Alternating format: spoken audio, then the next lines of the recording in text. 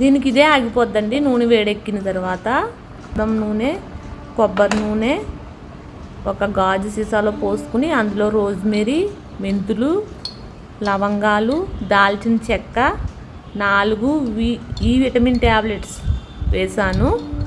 వేసి సీసా నిండగా నూనె పోసి పక్కన పెట్టేశాను. మనకి కావలసినప్పుడు కలుపుకుని దీన్ని నిండగా నూనె పోసుకుని వేడి చేసుకుని తలకు రాసుకుని ఒక్కరోజు ఉంచుకుని తలస్నానం చేసేయచ్చు.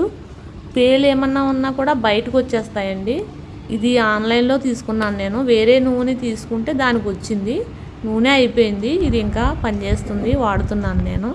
ఈ 3 రకాల ఆయిల్ కలిపి ఇందులో వేసాను. ఆమదం నూనె గాజు సీసాలోనే వేసుకోవాలండి, ప్లాస్టిక్ సీసాలో నిల్వ ఉంచుకోకూడదు. ఈ నూనె ఎలా ఉందో మీకు నచ్చిందా? మా వీడియో కూడా నచ్చితే లైక్ చేయండి, షేర్ చేయండి, మన ఛానల్ని సబ్స్క్రైబ్ చేసుకోండి.